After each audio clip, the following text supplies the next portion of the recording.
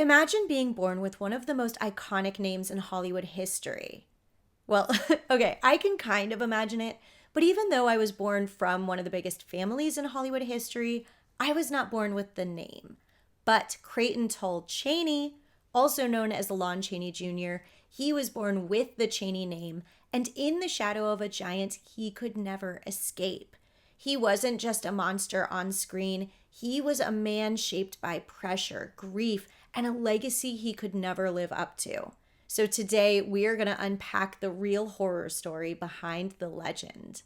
I'm Antonia Carlotta, and this is Universally Me, the channel for all things Universal and classic horror. My family started Universal Studios, and they made the Universal Monster movies. Born in February 1906, Lon Chaney Jr.'s childhood wasn't glamorous. I think at best it was unstable. Even his birth was dramatic. He came straight out of the womb, all black, not breathing at all. And his father, I guess in a moment of panic, maybe genius, picked him up, raced him outside, and dunked him in the Oklahoma City lake that was freezing over and over again. And thankfully, he started breathing. His parents, Lon Chaney Sr. and Cleva Creighton, had a famously toxic relationship, and they didn't have financial stability, so Creighton grew up in different homes and boarding schools. After a public scandal involving a failed suicide attempt by Cleva on stage at the Majestic Theater, his parents divorced, and Lon simply told Creighton that his mom had died. Creighton went to live with his dad after he remarried and had some success and stability. Despite Lon Sr.'s global fame, he was a very strict and private man. He would not let his son enter show business.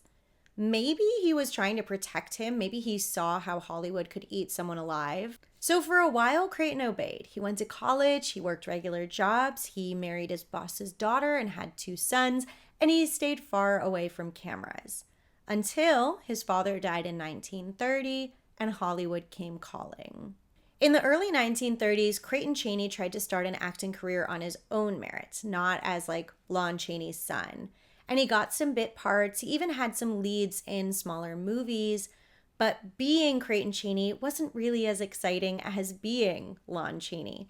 And soon Hollywood started billing him as Lon Chaney Jr., whether he liked it or not. And that's where the fracture begins, because from this point on, he is forever playing catch up. He's no longer just competing with his peers, he's now competing with a dead man, a dead legend. A father that he both loved and resented.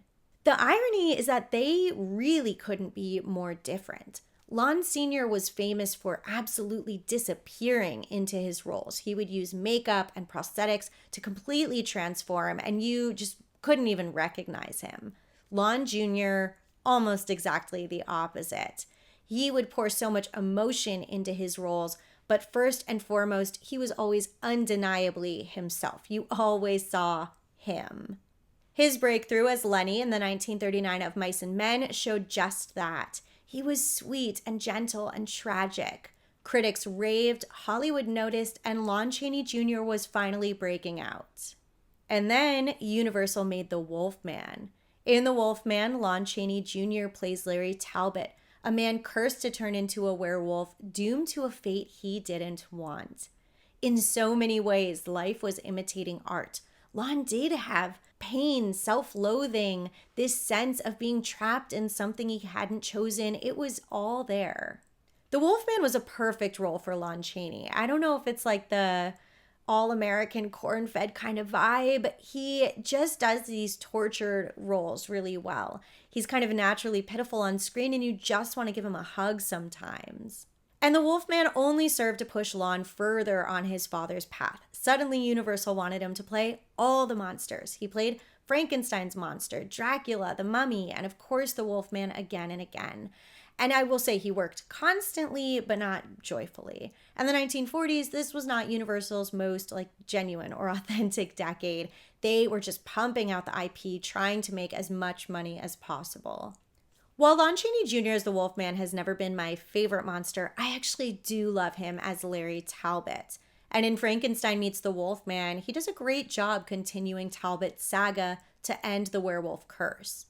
As Alucard in Son of Dracula, again, he's a little too maybe corn-fed to pass for the count in my opinion, but it is still plenty entertaining. And as the Mummy, that costume was so hot and restrictive, he would have done anything to get out of it. For Lon, those Universal horror roles were grueling, and the makeup process was painful. It took hours. I know he and Jack Pierce had a lot of issues too. Like, for instance, with the Wolfman, the fur is made of yak's hair that had to be singed with an iron, and Lon was pretty convinced that Jack Pierce was purposely burning him with the iron while they were doing it, which isn't totally out of the question. Behind the scenes, Lon Chaney Jr. wasn't fighting supernatural demons, but he did have plenty of personal ones. He struggled with alcoholism and chronic illness and depression. And he had just as many colleagues who loved him as despised him. He famously didn't get along with Evelyn Ankers, who he did quite a few films with, but he also had a reputation for standing up for actors who weren't getting the respect they deserved. I think it's likely that when he was sober, he was gentle and kind, but his drinking darkened him. He and one of his friends, Broderick Crawford, were actually called the Monsters on the Universal backlot for their drunk and sometimes violent antics. It may have been grief, insecurity, even genetics. Imagine never getting to know your mother, losing your father so early, but always having him held over you as this gold standard you could never reach. The comparison was always there. Lon Sr. was respected, even revered. He was an actor's actor, an innovator, an artist. Lon Sr. was lightning in a bottle, and he purposely kept his son removed from the industry. How was Lon Chaney Jr. ever supposed to measure up? Lon Chaney Jr., despite his talent, never felt good enough. He was the guy that reminded people of that other great actor. He was the guy the studio called if Boris Karloff and Bela Lugosi weren't going to do it. Never the first choice.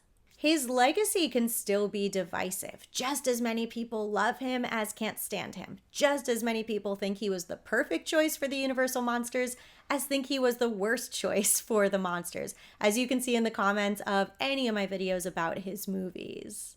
When I think of the original Monsters, Bela Lugosi's Dracula, Boris Karloff's Frankenstein, Claude Rains' Invisible Man, I do see something a little different, maybe more subtle, more refined.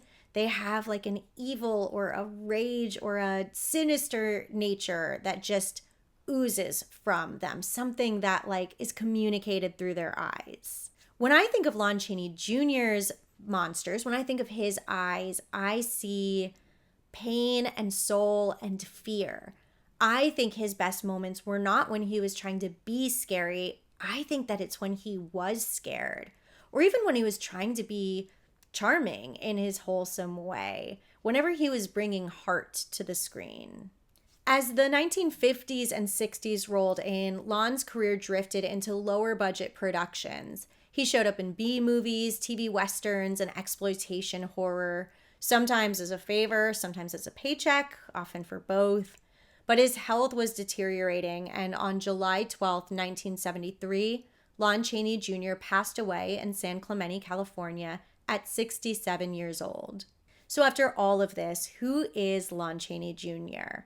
A second-generation star? A monster? A tragic figure? Maybe all of it? I think he just never got enough time to enjoy being Creighton. He lost his family so early, and then he was just turned into this mold of his father as nothing more than a legacy or a product. But I think what he gave us in The Wolfman, it's unforgettable and deeply personal. And so much of when we talk about the Universal Monsters, it's about fantasy and escapism. But I think a lot of Lon Chaney Jr.'s best work is exactly the opposite, and that's amazing. Let me know your favorite Lon Chaney Jr. films in the comments below. Also, don't forget to hit the subscribe, the like, share this video with all your friends, hit the notification bell, and don't forget that if you join with a paid membership, you get tons of bonus content. I shared my Epic Universe haul. I just shared an excerpt from one of my scripts, which was deeply personal and scary, but also amazing, and I appreciate the great feedback. Thank you guys so much for watching. Bye.